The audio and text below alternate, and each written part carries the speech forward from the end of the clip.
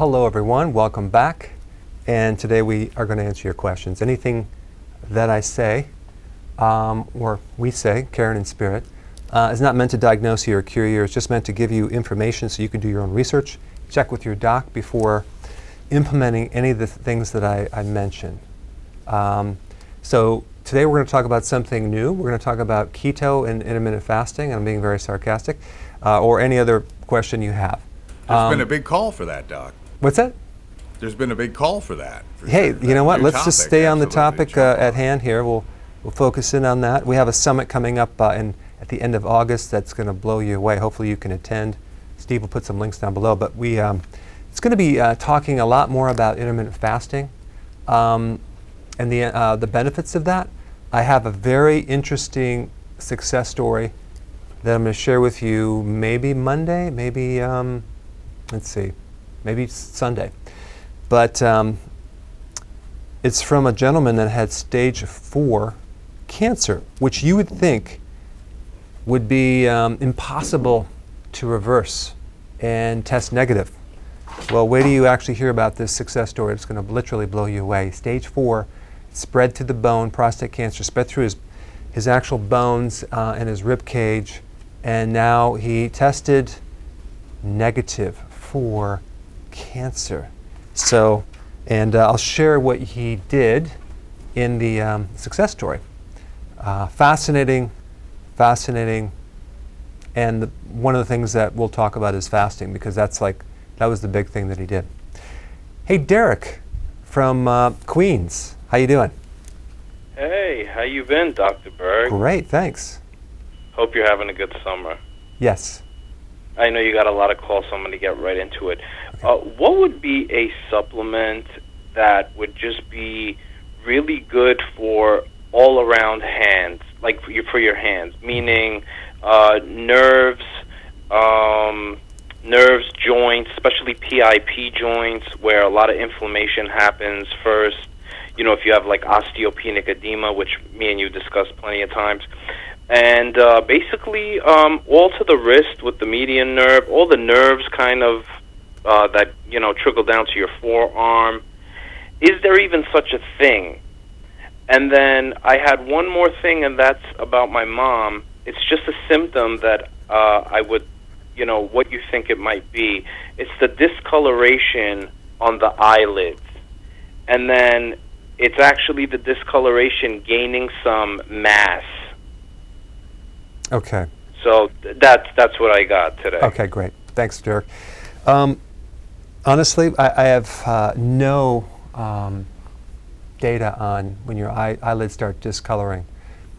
I'll have to look that one up. But as far as stiff hands or things that are affecting the nerves in the hands, and whether it's starting to get stiff, a type of arthritic type issues, or just neuritis. If it's more nerve, I'm thinking kind of peripheral neuropathy. That's what comes to mind. And the best thing for that has been photamine as well as alpha-lipoic acid. Now, if it's just inflammation in general, there's a couple things you can do. If there's swelling, that's a B6 deficiency. You see that in carpal tunnel syndrome. You also see that in pregnancy. But also vitamin D. Vitamin D for any type of inflammation in the hand, especially if it's related to rheumatoid arthritis or even osteoarthritis.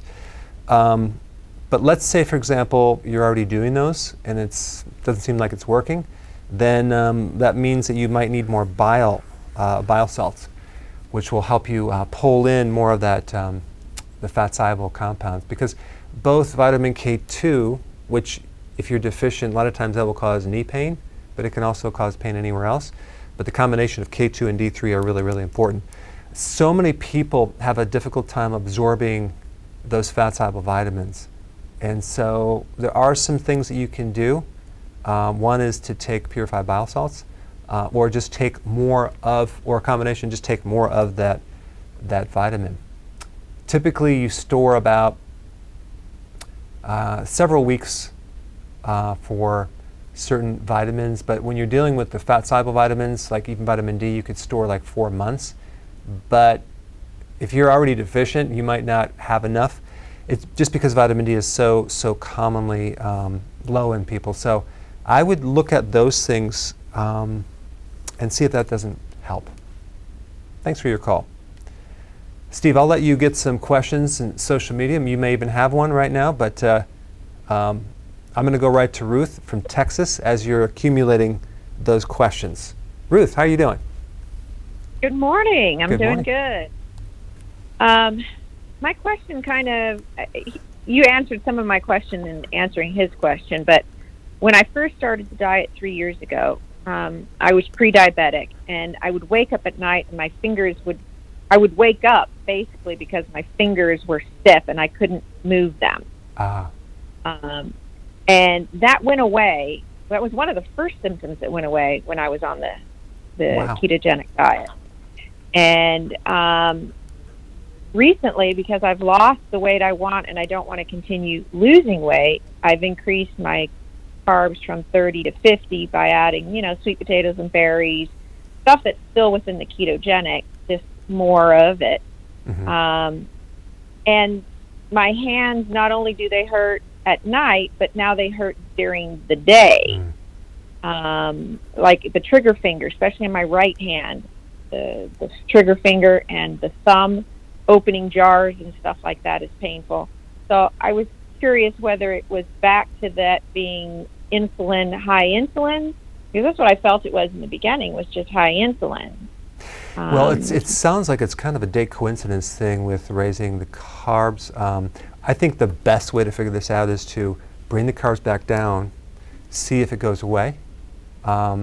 And I have for the last couple of weeks, and it's gone away a little bit, but it hasn't gone away completely like it did that first time. The first time, when it was gone, it was gone. It was gone, yeah.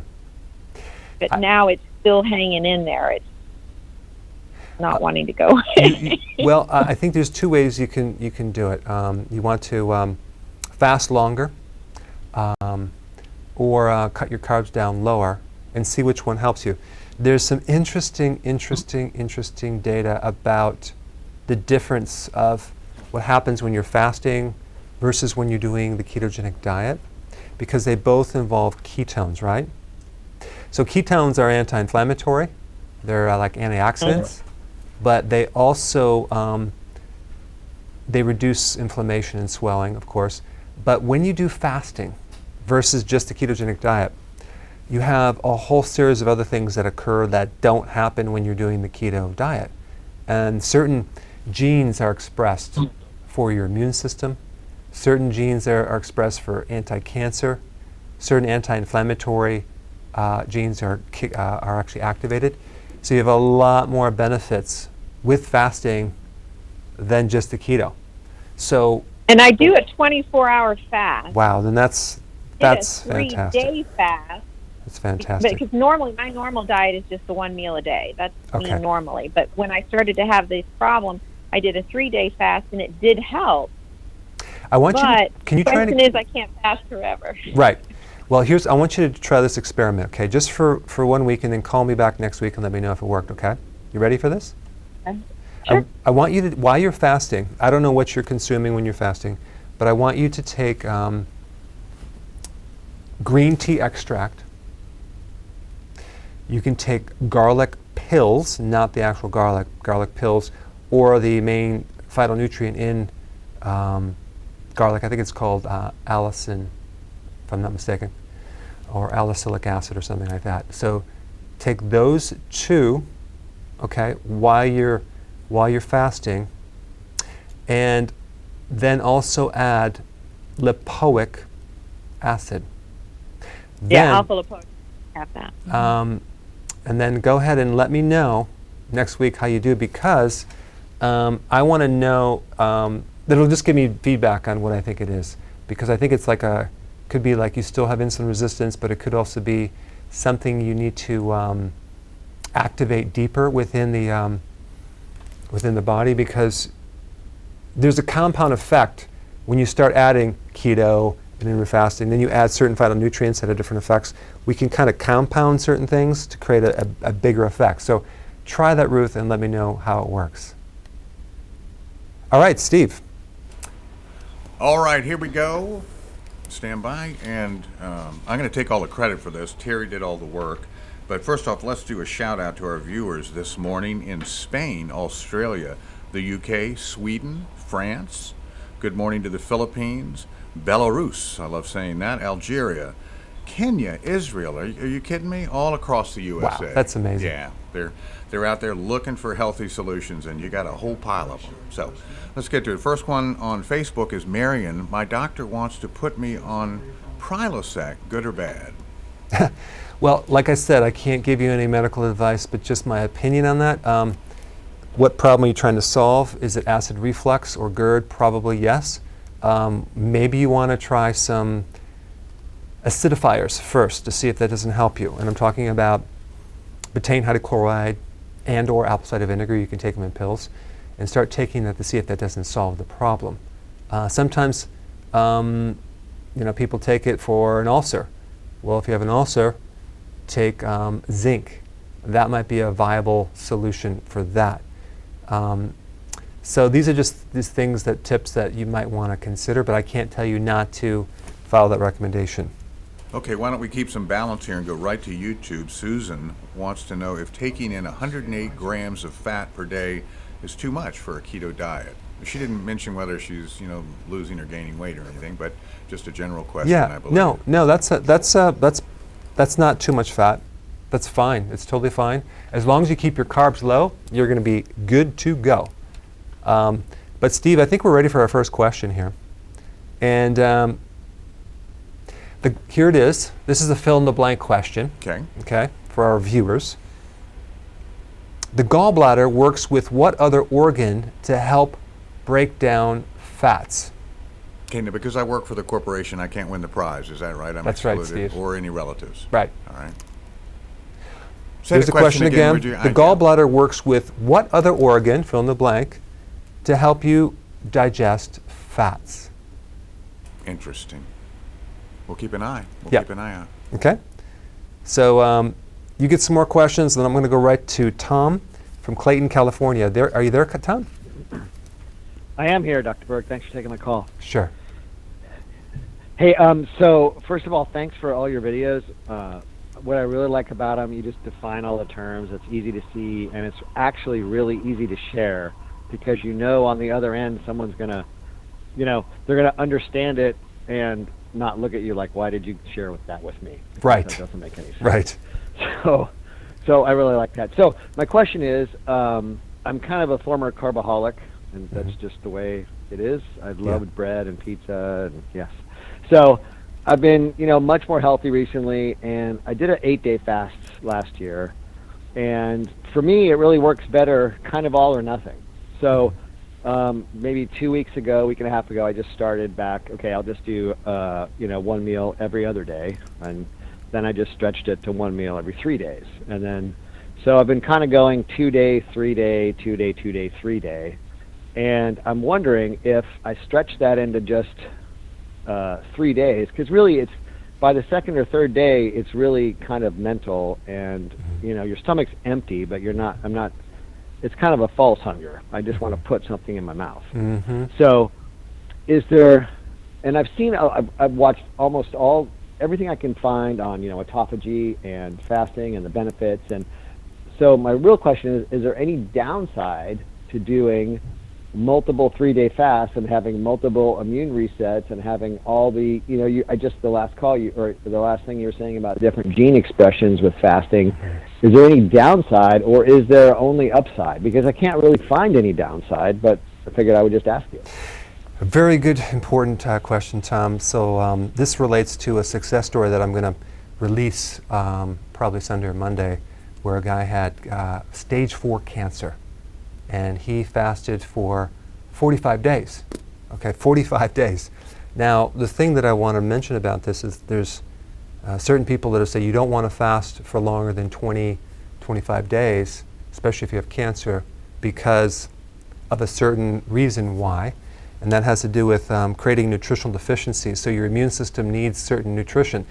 Like, I'll give you an example, like zinc. Most people are deficient, but if you are not deficient, and you don't consume zinc, you're going to run out in 4 days.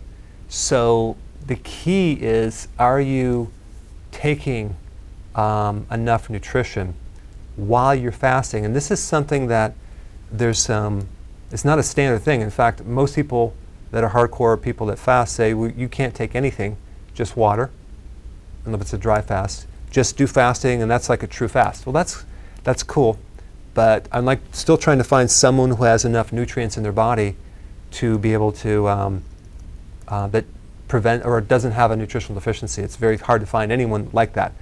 So the only downside is more nutritional deficiencies because you're not consuming nutrients. So you are burning your fat, which has some nutrition in there, but you're just getting a fuel. You're not getting the nutrients. So I would definitely beef up, no pun intended, on the trace minerals, the B vitamins, the fat-soluble vitamins, and actual minerals themselves, and then omega-3 fatty acid. Because that way you're getting all the nutrition, and then you can fast a lot longer. 3 days are fine. Do that periodically.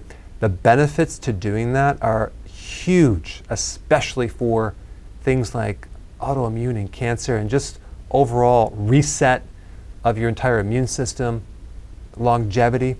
Our bodies just do very well with that. So I think even frequent 3-day fast on a regular basis is a really great thing to do. The only reason I'm not doing that is because I would lose too much weight, and I don't want to do that. But I love the fasting. I love the way that you feel, and that's what you would want to do. Is the key is to take the nutrition with it, without the calories.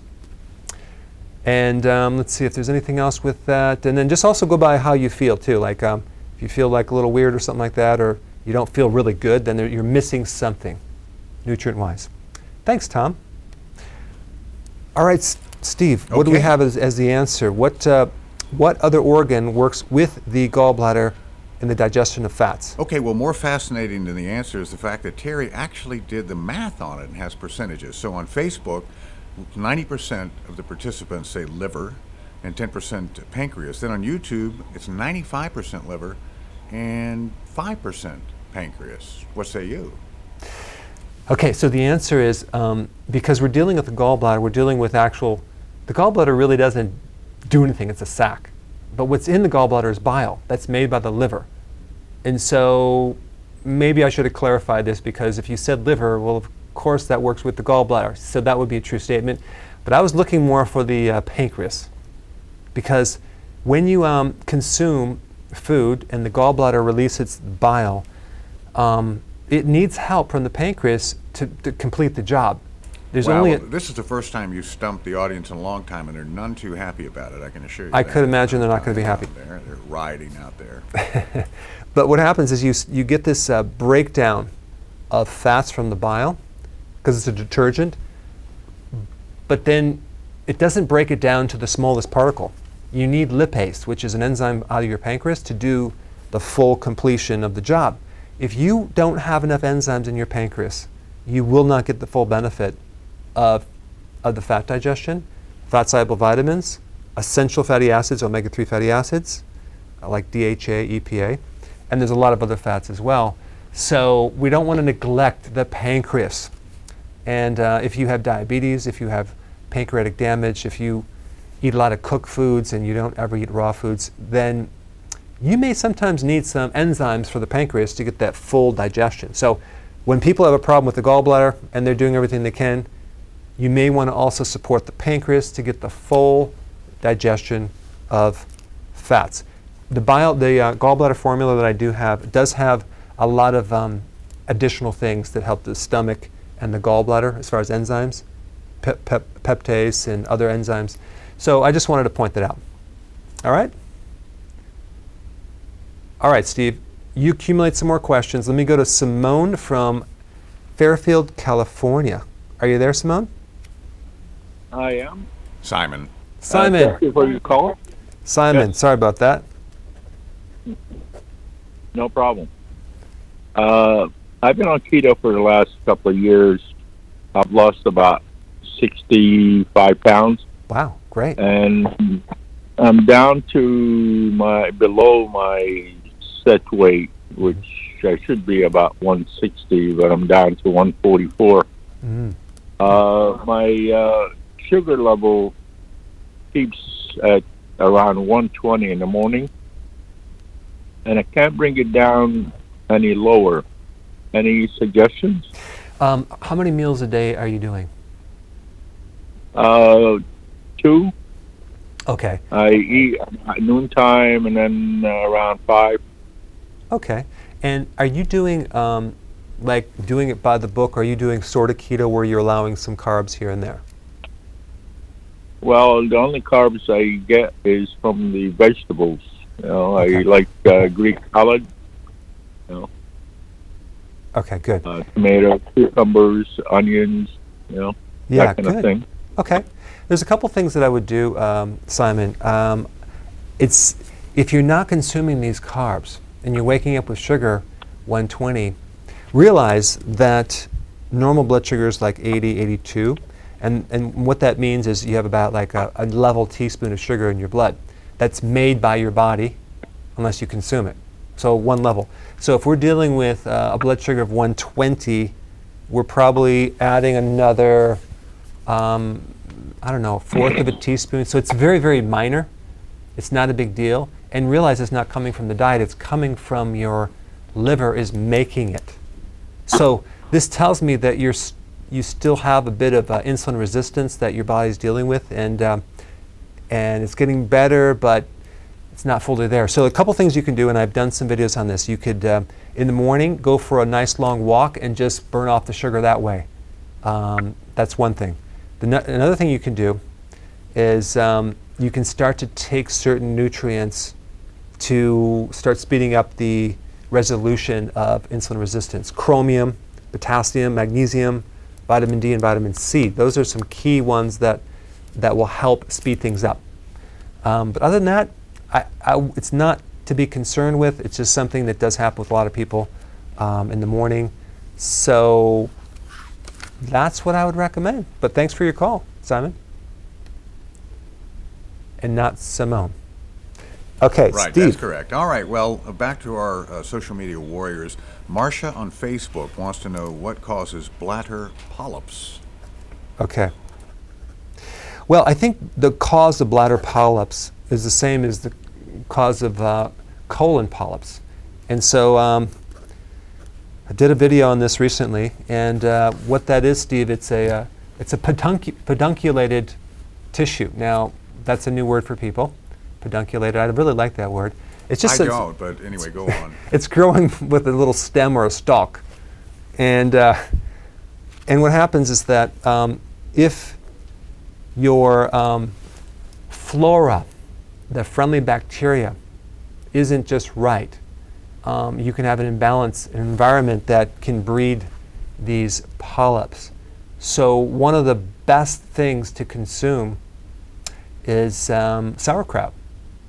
And make sure, of course, you're getting the sugar out. And you know, just because you're actually fortifying your gut, you're going to have massive effects on other parts of your body, including your bladder, because it all just kind of cycles through. There are certain things, because if you think about what a polyp is, it's a benign cyst or tumor. It's a growth. There are many things that you can consume that are anti-tumor. One is doing fasting that stimulates the immune cells to start reducing that size of that polyp. But the other thing is to take good amounts of either probiotics or fermented things like cauliflower not cauliflower, sauerkraut that can actually help that. But I would also add in there the garlic, for sure, every day. You can even get them in pills. And start consuming more cruciferous vegetables, because that would be anti-tumor growth for sure. And then make sure you do not let any sugar through the body. And I think get reevaluated on those polyps and see if they don't just go bye-bye. All right?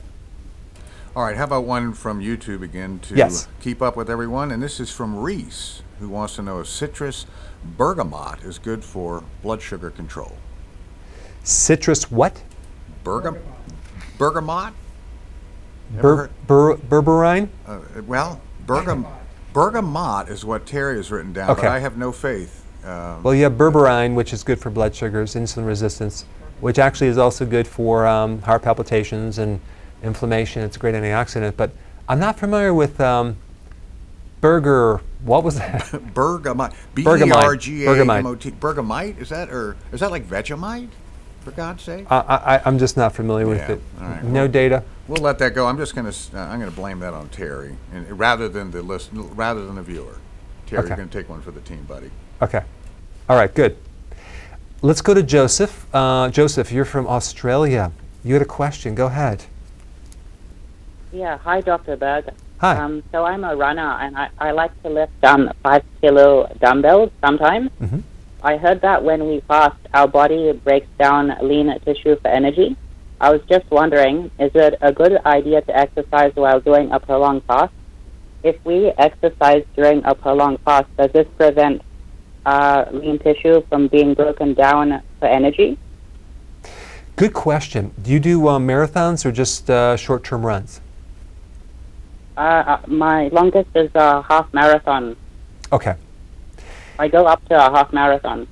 Okay, great. Now, here's the thing with the prolonged fast, and it is not true that short-term fasting will break down muscle tissue at all, especially if you are eating healthy when you're eating. The main thing is when you do fasting, you're going to stimulate all sorts of or express certain genes that automatically preserve muscle tissue, hardcore. So your body goes in this mode where it's going to actually protect your muscles from being lost. That's a survival mechanism. So it puts more attention on that. Plus growth hormone will help as well. So I wouldn't worry about losing muscle with fasting. The other thing that can help you with your muscle is to also add in, like you said, the resistant training. It's very beneficial to do compound type resistant exercises where you're working multiple muscle groups with higher amounts of volume to stimulate the growth of the muscle to keep the muscle growing. And then the other thing is just make sure when you eat, you have a complete amino acid profile. Some of the best quality types of amino acids come from eggs. Egg tissue is like the number one thing. Other ones would be fish or grass-fed beef would be fine, but I think if you exercise while you fast, you're not going to lose your muscle mass at all. I think there's a lot of benefits to that. You'll have enhanced benefits to your immune system and to many other things. So I think you're going to be fine, Joseph. Thanks for your question. All right.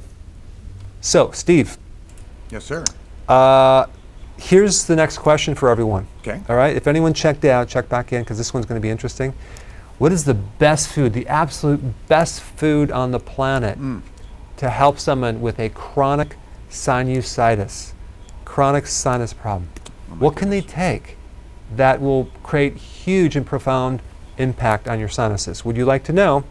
Stay tuned after some more questions answered. By the way, I might interject just to let poor Terry off the hook and also to suggest that Reese was on the ball. Citrus bergamot is a product, and Terry just showed it to me, and it's supposed to be good for something. So we'll do some research on that. But bergamot is, in fact, another one of the millions of things that you can take out there, but it's not on the Dr. Berg approved list yet. But it does exist. I'll have to look at it. I haven't researched that at all. Absolutely. You want a question? Yes, I want a question. All right, very good. How about back to Facebook? Timothy, long distance runner, can I take in carbs while running? That's an interesting question. Yeah, I don't recommend it at all. That would be the worst thing to do. There's a whole train of thought. There's the guy who even started the whole trend of doing carb and carb loading and taking glucose while you're exercising is he's a PhD. I think he might even be an MD too. He's from South Africa, and his name is not coming to mind. But he is I did an interview with him, and he's one of the guys he's a researcher who started recommending back, I think in the 70s, that you should start to do this carbo loading. And he found that everyone was getting diabetes, including himself. And so now it's just the opposite. He's like, no, don't do any carbs when you're running. It's bad, bad, bad. So you don't want to consume glucose. I mean, you remember on our summit we had the guy from Greece who had phenomenal success story. He didn't do the carbo running. He did triathlons. He did coconut oil and electrolytes while he was exercising. Yeah, he was a crazy guy with 100 milers. Was that the one, or is that? No, that's a different guy. That's a different guy. But he wasn't slamming down donuts either, was he? No, he wasn't. You don't want to do the carbo thing when you're working out, because then what happens, you're going to be now dependent. See, now, when you're in adaptation and you're burning fat, you're going to oxidize fat. As soon as you do carbs, you switch the motor, and it's going to be harder to go back to fat. So now you're going to be running on glucose. So now you have to take more glucose, and there's so many negative things that come along with that, oxidative stress, all these things. Interesting. All right. Well, you want to take a phone call? No, we want to take. Oh, we want to sorry. see the answer for the best food for sinus problems. Okay, we're still working, which means I think kind of forgot. So give us a few minutes and we'll look at it. Why don't we go to one more question, then we take a call. So Audra on YouTube, will keto help my? Oh my gosh, what is that, Terry? My hypothyroidism. Oh, thank you. Okay, let's say Audra wants to know, will keto help her hypothyroidism, which was abbreviated? Yeah, well, I don't know, but what I do know is that if you can do healthy keto, it's very beneficial for your endocrine system. There's been some false information floating around that keto is going to mess up your thyroid. That is absolutely not true, because your body's becoming more efficient. You may find that the need for those thyroid hormones are less, so you might show a little less hormones, but not the thyroid stimulating hormone, which actually is controlling the thyroid, which means that your body's becoming more efficient with fuel, and the need for thyroid hormones are a little less. So I've done some videos on this, so we can watch those. Did you get the answer yet to the sinusitis question? We're still taking up the tally, so how about one more phone call, then we'll be all set. All right. Let's go to Tasha from Cleveland, Ohio. Are you there, Tasha? Hi, Dr. Berg. How are you? Great, thanks. My question, it's kind of a little complicated. I've been doing keto and intermittent fasting and sometimes 2-day fast, and what I notice is in my gallbladder region, I get very sharp pains during the fast, and I don't know what that's about.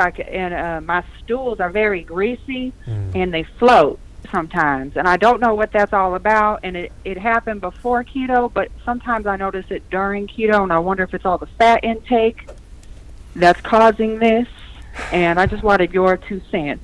Okay, so in that situation, you may greatly benefit from the gallbladder formula that I recommend, because it sounds like you're deficient in bile. Okay, so you're just deficient in bile, and there's some interesting things that happen when you fast to the intestinal system. It starts to clean out. It starts to do some house cleaning, and also the concentration of bile does get released. And if there's obviously not enough bile, there could be a little bit of an extra contraction here and there, and you might get a sharp pain.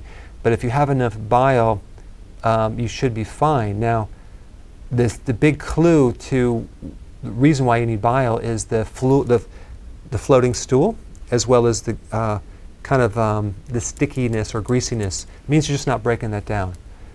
There's another possibility of this as well, which I would also look at if this didn't handle it by taking more purified bile salts, is the enzymes. You may be deficient in lipase, because that can also create the same exact symptoms. So it's a combination of those enzymes as well as the bile salts. All right? Thanks for your call. Steve, what do we have as an answer? Gosh, okay. Pass it on over, Terry. Here we go. He's there. Okay, we got it. Thank goodness. It was really pretty complicated. So on Facebook, we have 15% claim that ginger is the culprit. Radishes, 20, and cruciferous foods, 25%, olives, 10%, onions, 20%, and garlic, 35%, hoping that all adds up to 100.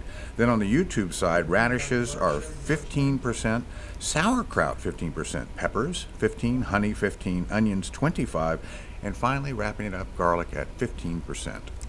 Well, this will be very beneficial to everyone, because this is a new thing for, no one mentioned it.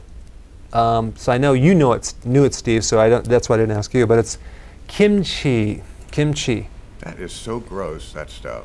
Kimchi has a certain friendly bacteria in it that is usually missing in people with chronic sinusitis, especially year-round sinus congestion, because there's a fungus growing among us up here. And that flora, that friendly bacteria, does help to counter that greatly. There's several studies. I'm going to be releasing a video on that. Now, would you explain to the audience how kimchi is made? Isn't it like buried or something Kimchi horrible? is your fermenting cabbage with, there's different combinations, right? There's different recipes, but you have radish in there. So you have ginger in there. You have also chili pepper, and you have, I think there's some garlic in there. So it's onion. So it's a really deadly combination for as far as an antimicrobial, antifungal, anti-candida. So kimchi is like a really super healthy thing to consume. Now, you probably don't like kimchi. I don't like kimchi. So what you could do, Steve, is you could take the pill, take the friendly bacteria, and I'll release a video on what that is. I think it's called Lactobacillus sakei, S-A-K-A-I, or E. Well, I tell you what, just a great fondness for all our Korean friends, and I love a lot of Korean food, but I just couldn't get past the kimchi. I guess that's an acquired Here's taste. what you could do, Steve. You can take a Q-tip and dip it into the juice of the kimchi, right, and just rub it on the inside of your nostrils. That's a tall order. I just don't Listen, like this stuff. Okay. you'll be feeling great after a while, but that's one remedy that you could do, and there's some really great research behind that. We can't neglect kimchi. It's a every culture has their own fermented vegetable. That's the Koreans. You have different cultures that have sour milk. Other ones have different types of, like Bulgarian yogurt. You have the Germans with sauerkraut. You have all the different fermented vegetables. Yeah, in America we've got greasy cheeseburgers. I mean, that's kind of what we do. You can go to an American restaurant, right? But they don't have any authentic. Well, you have hot dogs and hamburgers, right? Is that our authentic food? Yeah, I think so, but we're working on that. Yeah. You got me off. Yeah, don't some hold your degree. breath. Yeah. Okay, Steve, accumulate some more questions. I'm going to go to Michael from New York City, okay? Hey, Mike. Hi, Dr. Berg. Hopefully. Hey, hope you're having a great morning over there. Yes, thanks. I've been doing keto, well, most of the week, 5 days of the week, really, and intermittent fasting since March. I do cave on the weekends. It's been going great, becoming very lean. But I've been attempting to do the prolonged fast at least once a month. But I've seen that I can only go as far as 48 hours. Maybe the furthest I've gone is 52 hours. Because what will happen is I'll go to sleep, and I'll wake up 2 to 3 hours into the sleep, and I won't feel cravings, but I'll just feel like I won't go back to sleep unless I eat something. So I've been attempting this several times. I was wondering, is there anything, I've been trying the apple cider vinegar, but is there anything that would get me through that night of sleeping to really push it to hitting that 72-hour mark? Yeah, because here's what's happening. When you're doing fasting that long, your chances are, and then you can't sleep, chances are it's going to be some missing nutrient that you're not getting from food, and it's usually going to be calcium, believe it or not. So what you could do at that fast, when you're fasting, just before bed, take some calcium lactate. It's a non-dairy. Take like maybe 2 before you go to bed, and that should normally handle it. But of course, in addition to that, take the normal nutrients that we recommend, along with the trace minerals and things like that. But that's really a nutrient deficiency, and calcium is at the top of the list for that type of problem. But yeah, so that's what I would do. Try that, Michael, and let us know if that worked. All right. We need to go to Rowena from United Arab Emirates, right down the street. Are you there? Yes, I am, Dr. Berg. How are you doing? Great, thanks. Yeah, thank you very much for all what you're doing. I watch your videos all the time, and I have improved my health a lot with a lot of various issues that I have. Uh-huh. But I just have this question for you. I have severe constipation when I'm on keto diet. Okay. And as a result of that, now I have ended up having diverticulitis, and I'm just about to do another colonoscopy and an endoscopy next week. So, is there any help? I know that you are saying that we should take sauerkraut and fermented food.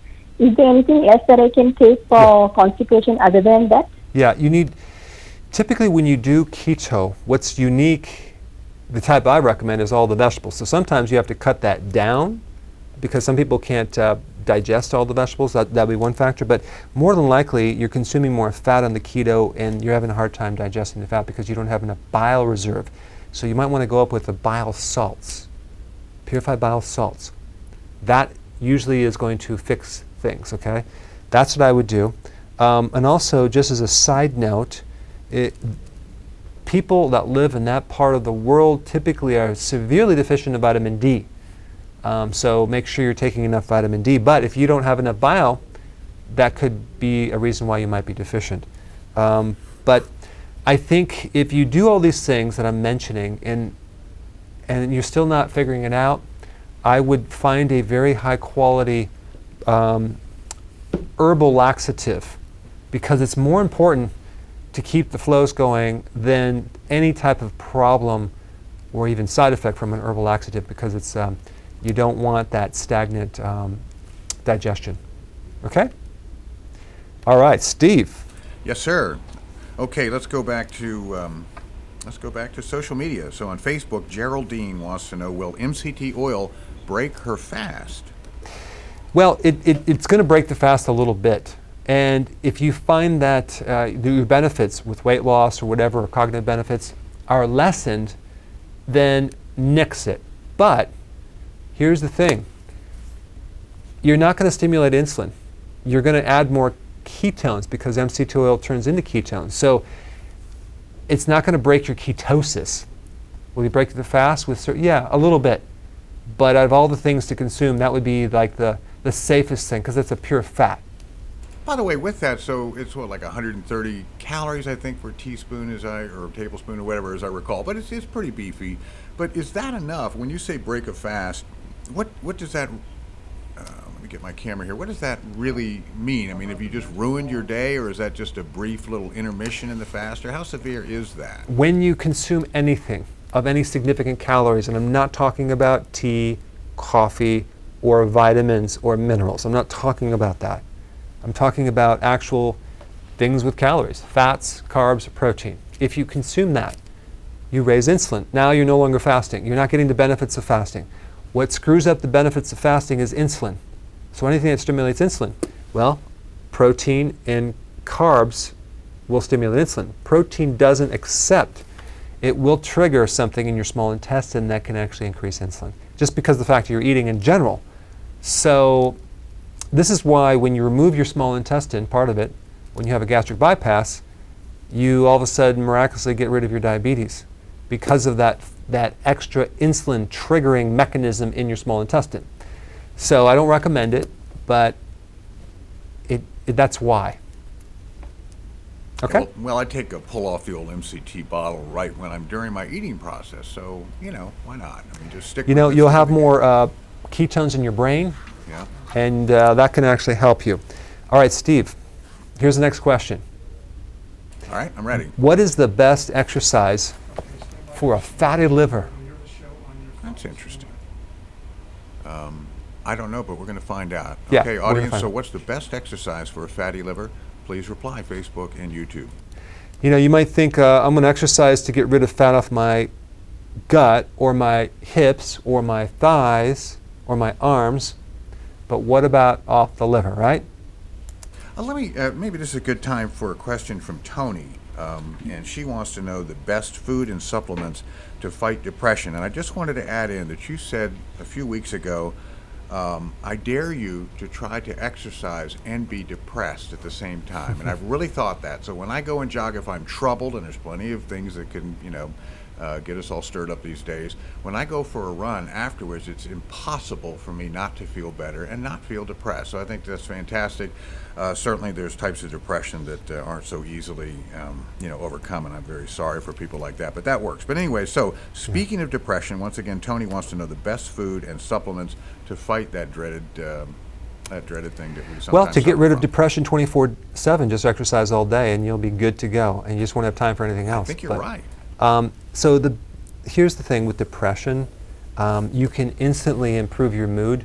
by doing fasting, but you're going to have to adapt into it because typically people that are depressed have blood sugar issues, and they have insulin resistance, so they're not pulling in the nutrients. So what happens is that having blood sugar issues it's very depressing. Either the insulin's too high or the insulin is too low because you have insulin resistance. So doing healthy keto is the best thing, but intermittent fasting enhances not just your cognitive function, but your mood as well. This is why people start doing fasting. They start feeling euphoric. It just brings them up. But the best thing for depression is vitamin D. Take 40,000 IUs a day, okay, with your meals, and and you know how you can also do it by going out in the sun, getting your vitamin D, right? That helps your mood. Getting more sleep. A lot of times people that are depressed, they're really not depressed, they're just exhausted and tired. So when they get more sleep, they have more energy. Try to be depressed if you have a lot of energy, Steve. Yeah, well, it's interesting. You know, people see you on screen and at the podium and so on, but they don't see you otherwise, and they might imagine you're kicking trash cans around the office, furious with whatever, and putting on this persona. But Dr. Berg is like that all the time. You're just mellow, and you suggested that what you eat and how you live will give you the ability to just be calm. And I'm telling you, I haven't caught you yet. You may sneak off and scream at somebody, but you haven't seen me at home, Steve, on the weekends. Right. Well, that's, you know, the spousal sort of thing, that's bound to happen. But I mean, generally, right. You're a very mellow guy. Yeah. So the other thing too is your gut.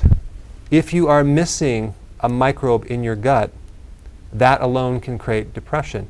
In fact, the flora, the bacteria in your gut, if from a depressed person versus someone that is not depressed, is very different. The diversity is very different, which is fascinating. Now, why is that? Because certain microbes in your gut actually make serotonin, GABA, dopamine, all these hormones that can influence your mood. So if you're depressed, you better start consuming fermented foods, the sauerkraut, the kimchi if you could do it. Take a probiotic and take a good amount of vitamin D and get on keto and do intermittent fasting. That should help you. And one last point, Steve, and then I'll zip it. Vitamin B1 will really help people that have anxiety, which is not depression, but it kind of falls into that group of, you know, feeling worried or concerned. But actual depression is more apathetic or the blues. Anxiety is worry, thinking, fear. Two different things, but a lot of times they cross over as far as what you need. Absolutely. By the way, I think more people can be depressed if we don't get to the summit. They want to know what's going on with the summit coming up this. The summit is one of the best antidepressive actions you can do, because it's going to give you the knowledge to just be healthier and solve all these problems. We have some amazing speakers you guys are going to love. I have some surprising speakers. I'm going to also invite to do a little mini seminar the guy who reversed stage 4 cancer. Reversed. Steve, you can't get rid of stage 4 according to everyone. And yet there he is, healthy and alive. Yes. Yeah. He got rid of his diabetes, his high blood pressure, all these other issues, and the guy is, and he's going to explain exactly what he did at the summit. Isn't that great? And by the way, we've been working with them, folks from all over the world, medical doctors and you know, other advocates of certain approaches, and they are so excited because they're really going to be able to fine-tune their stream. We've been working back and forth. Hey, can I do this when we stream in August, et cetera, et cetera. So I think you're going to actually get more out of them because they're going to really be able to focus, and the time is all theirs during their stream. So just wait, folks. Their energy that I get from them just in their planning lets us all know that we're going to have a terrific summit. And once you're done with that, by the way, I do have the answers to the latest exciting quiz. Put the link down in the description below. But yeah, okay, go ahead and tell me the answer to this question. Okay, on Facebook, walking is 80%. High intensity grabs 15%, and cardio, which I think sort of fits in there, is 5%. Okay, then over to YouTube, not much difference. Walking 85%, cardio 5%, crunches 5%. I do 50 a morning. Push-ups I can't do 5%. Okay, it's a trick question. There wasn't any specific type of exercise. In fact, they found benefits for your liver doing any type of exercise. So there wasn't a huge significant difference between high intensity and low intensity. As long as you did regular, consistent exercise, the benefits are quite high for removing fat off the liver through several pathways. One is it reduces mental stress, which then reduces cortisol. So that actually helps you right there. Also, it increases oxidation of fat off your liver. So you speed up the process of getting fat off your liver. And you create like a negative type vacuum for your body to, especially if you're not consuming any carbs, you're going to start to pull more fat out of the reserves. And one is going to be the liver. Now, the other thing, I want to mention this. If you have a fatty liver, or you have some cirrhosis in there and you have inflammation, exercise reduces inflammation. But if you do vigorous exercise, and this is the only exception to what I just said, vigorous exercise, what does that mean? It means high intensity. You will decrease more fibrosis.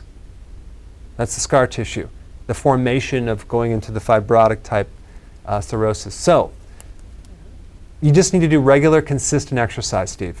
That's the secret to a fatty liver. It's going to help you. It's a secret to a lot of things, as it turns out. Yeah, there's some benefit to that.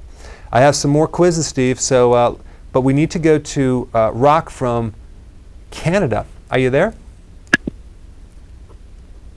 Yes, I am. Thank you. How are you, Dr. Berg? Thanks. Good. So my question is, I'm taking some vegetable juice during my fasting period. I'm doing keto plus intermittent fasting, and I noticed that it is not kicking from the fasting. Like I take celery juice and kale juice, and I feel that I'm still in fasting. So I'm just wondering if I'm doing right or wrong. Okay, so what are the vegetables again? Celery and what else?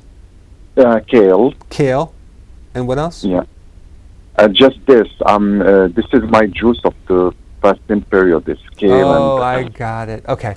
Well, you know, here's the thing. The vegetables are very low on the glycemic index because of the fiber, but there's still carbs in there. Now, fiber is a carb, but it's not going to influence your blood sugar. But there is some carbohydrate in there. And I think if you consume the concentrated carb while you're fasting, it's probably not the best thing. So what I would do is take those vegetables and consume them as a whole thing with the fiber while you're eating. That's what you can do. Now, the other thing is that I don't know what else you're eating when you're eating, so just make sure your carbs are really low. But I think you're doing fairly good by doing the celery and the kale, because those typically are one of the lowest ones. I think you'd be fine if you just had celery juice and not the kale, but the kale does have a little carbs in there, so that could be the reason why you do it. So just consume it in the whole form and just try the celery juice by itself and see if that doesn't help you. Thanks, Rock. Okay, can I knock out a couple of questions? Yes. These folks have been sort of waiting in the ether. And Joy C, that's her name, hit her, right, Terry? On Facebook, wants, what are my nutritional needs after I have had a bariatric sleeve implemented? So how do you deal with it after you've had one of those belts struck on there? Well, you're going to have to enhance your diet with trace minerals for sure. Definitely, you're going to probably have to add maybe some apple cider vinegar that will help the enhancement of the certain nutrients, absorption-wise. I would also do minerals and trace minerals and B vitamins and also vitamin D. Just because now your stomach is going to be smaller and you're not going to have the full absorption of nutrients, so you're going to have to enhance things. You may even benefit from some purified bile salts, because that's going to affect your bile release. So those are some things that I would do. I've done a video on this. You can watch that with more of a complete answer. Did you want to do another quiz? You think Yes, we I got time? do. All right, I'm ready. All right, Steve, what is the number one reason for nauseousness or being nauseated? I'd say it's probably Boone's Farm warm wine. That's what I'm going to put on there. I thought you were going to say Mad Dog 2020, but okay. Nah, that's in there too. What's the number one reason for nausea? And there's many reasons, but what's the number one? We'll keep an eye out. Keep an eye out, Steve. All right, we got a couple more phone calls, so. Okay, I'm going to go to Peter from Virginia, right down the street. Hey, Peter. Hello. Hi, Dr. Berg. Thank you very much for taking my call. Sure. I have, if possible, 2 questions. Otherwise, you decide if there's only one and which one you would like to answer. I have looked at your electrolyte powder, and I see that it has calcium in it, lactate. I also have seen a couple of videos where you are not so keen on calcium if it contains carbonate. So maybe if you have time to expand on that and why it would be okay with your electrolyte powder. How often can I take it? And should it be taken with food, or could you use it as an electrolyte before working out or running? Number 2, if possible, when you're losing weight around the belly section, the skin sags a little bit, not much. But in one of your videos, you say collagen, of course, but also tightening up that matrix between the muscle and the skin. Could you perhaps recommend any, either is it exercise, is it collagen, is it a supplement that would improve those things? Okay. Hey, question. Did you say that the electrolyte powder that I have has calcium carbonate? No, I believe your calcium, the electrolyte powder that you're selling on your website contains calcium lactate. That's right. That's different. Yeah, It doesn't have the calcium carbonate, so that's totally fine. Okay, Very, very different. Calcium carbonate takes a lot more steps to break down. Calcium lactate is like bam. But as far as before exercise, definitely electrolyte powder, you can take it before you work out. I do have one specifically for people that work out in sports. There's some additional things in there that have to do with high quality Himalayan sea salt. So you can actually, if you are an exercise person, that's the one you would need. If you're not, you would need the regular one. But both of them will help you.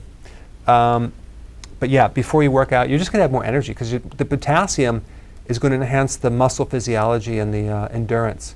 I always take it before I work out, especially because I do bike, I do hills. The other question is what exercise to do for that little bit of extra skin in your belly. What you do is you do reverse sit-ups, and you can try to find that on my YouTube channel where you would just tighten up your stomach muscle and go backwards. Okay, go backwards this way, and you're creating a reverse sit-up, and you're going to tighten the skin on here because doing sit-ups actually does not stimulate the skin in your stomach at all. It just kind of just causes it to crunch down. Skin in general is an organ that once you do keto, if you may find that you have some loose skin, especially if you have really low carb. The best thing for that is to keep in the diet, but start doing a lot of exercise that involves your entire body so you can tighten up some of this collagen because it's a skin. And it's not going to be tightening with taking more collagen, but mainly with a combination of fasting and then exercise. Those two are the most important thing. Okay, Steve. Okay, hang on just a second. All right, so we've got the answers here. And besides a warm bottle of MD 2020, the thing that will make you nauseated, according to the audience, 50% say lack of vitamin B on Facebook, and 5% say 50% a lack of bile. So it's half and half, vitamin B or bile. Then over to YouTube, 60% is grabbed for a lack of potassium. They seem to be more inventive over there. Insulin resistance, 20%. B1 deficiency, 10%, and finally a lack of bile at 10%. Well, I think all of you guys are right because it's really a congested gallbladder. It's a problem with the gallbladder, which is usually a deficiency of bile. So you're right, but it's definitely gallbladder will make you very nauseous. Now, the way that you would experience that problem with the gallbladder is basically getting pregnant. That would do it. Drink a lot of alcohol will stir up the gallbladder issues. Eating a lot of junk food, eating a lot of combination of fat with a carb is really going to stir up that area. So anything that stimulates, or even too much fat that you don't have the bile to digest, will create that nauseous feeling. So the best thing to do, Steve, and this is very simple, is just to, if you start feeling nauseous, ask 2 questions. Number 1, when exactly did that start? Okay, was it yesterday? What time? And then what did you do? And then you'll figure it out. Interesting. Is it pretty quick? Like if you eat something that would cause that, it doesn't take long for it to take effect? It's pretty quick. I would ask those 2 questions, and people sometimes would think, man, you're so smart. How did you figure that? It's just 2 stupid questions, and I just ask them all day long, and they're like, wow. Because I guess when you have a nauseousness, you're not really reflecting about when did it happen and what did I just eat. Yeah, just simple. No kidding. Okay, one more phone call, and we're going to almost be in schedule. Okay, Christine from New York City. Are you there? Yep, I'm here. How are you? Great, thanks. Okay, so I called in last week. I was having bad confusion, brain fog when I eat, muscle pain, and leg cramps. I had dehydrated-looking skin, so you recommended taking 2 gallbladder pills after every meal. Mm-hmm. So I've been doing that, and I also added the liposomal enzymes before the meals. So interestingly, that has helped me to move my bowels much easier, and that's a good thing. So I just wanted to let you know how that was working. Good. But I'm still having the original symptoms that I started with, especially the muscle pain, the leg cramps, and I don't understand why, but I get brain fog when I eat. Yeah. And I also had a blood test this week, and the doctor said that the only thing she sees on it is fairly low B12 range. And I looked back on all my tests, and it was always the same. So I was thinking maybe that could be a problem, or maybe it's time for me to start taking mineral supplements. So I'm not sure what your suggestions are. Yeah, so leg cramps are definitely mineral deficiency. Sometimes people take quinine, which is quinine bark, which you can get as a supplement to help leg cramps if the minerals don't work. But you do need some potassium, magnesium, minerals, good electrolyte powder.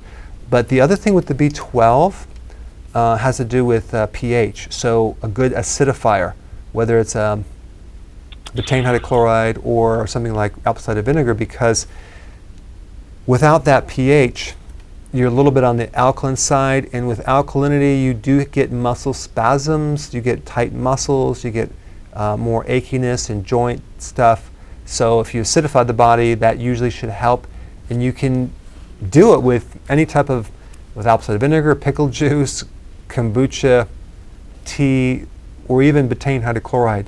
Those are the things that I would look at, and that aligns with also the gallbladder, because in order for your gallbladder to release the bile, your stomach has to be very acidic. So I would look in the area of acidifiers. Okay?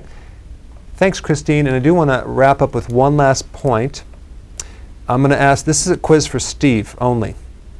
Steve, what is the most powerful thing you can do to kill cancer cells? A, fasting. B, keto. 3, nutrition. Well, I'm going to say fasting, because if I've heard you before, if I picked up anything, you say that all sort of, well, I can't remember the terms, but fasting. I'm going to stick with fasting. Steve, you are correct. Good job. Thank you, sir. More on that coming in a video. Guys, thank you so much for watching. Sorry I couldn't get to every single question. I have a lot of great videos. We're going to release this next week, and we will see you next week. Actually, we will be seeing you next week, both Karen and I. See ya.